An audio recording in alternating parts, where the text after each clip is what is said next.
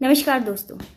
दिल्ली में अभी एक प्रदर्शन चल रहा था और उस प्रदर्शन में हमारे देश के प्रधानमंत्री, जिनकी आयु लगभग 75 वर्ष के करीब है, उनके लिए इतनी अमर्यादित, अशोभनीय, अभद्र भाषा का प्रयोग किया गया। और मैं सोशल मीडिया पर देख रही हूं, कुछ लोग उसे जस्टिफाई कर रहे हैं ये कहकर कि ये आजकल के जेनजीज की भाषा है, या कुछ लोग ये कह रहे हैं प्रधानमंत्री पर तंज कसते हुए कि उनका ऑरा टूट गया। क्षमा प्रार्थी हूं, लेकिन यहाँ बात किसी राजनेता के ऑरा की, राजनेता के छवि की या राजनेता के प्रभाव की नहीं हो रही है। ये एक गहन प्रश्न खड़ा करता है हमारे समक्ष, जिसकी हमें नैतिक जिम्मेदारी लेनी पड़ेगी, सामाजिक जिम्मेदारी भी लेनी पड़ेगी। ये एक प्रश्न खड़ा करता है हमारे सामने कि असहमति का अधिकार प्रयोग करते समय आप किन मर्यादाओं का ध्यान रखते हैं। लोकतंत्र हमें असहमति का अधिकार तो देता है, लेकिन वो ये नहीं कहता कि आप सारी मर्यादाओं को लांघ जाएं।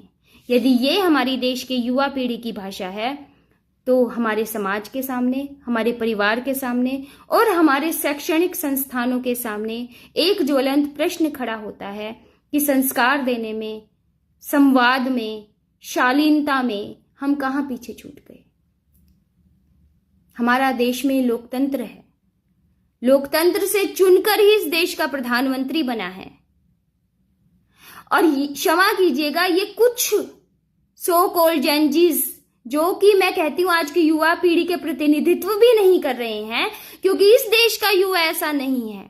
इस देश का युवा राष्ट्र प्रथम की भावना रखता है। इस देश के युवा में ये संस्कार है कि वो अपने से बड़ों के लिए किस तरह की भाषा का प्रयोग करता है।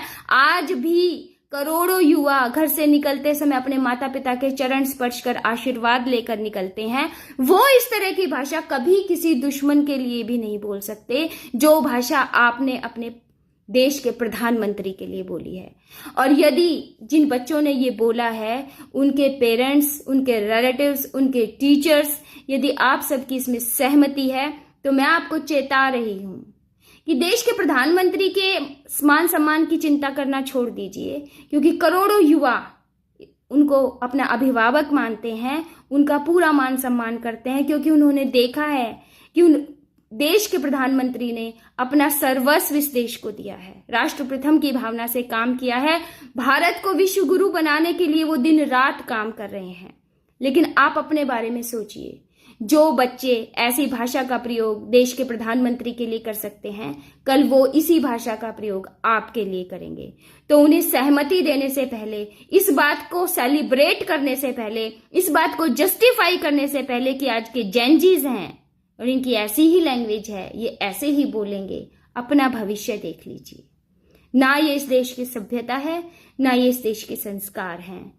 और इस देश के नागरिक होने के नाते हमारे कंधों पे ये दायित्व है कि हमारी जो हजारों वर्षों की परंपरा है, हमारी जो हजारों वर्षों की संस्कार है, सभ्यता है, वो हम अच्छी तरह से अगली पीढ़ी को सौंप के जाएं।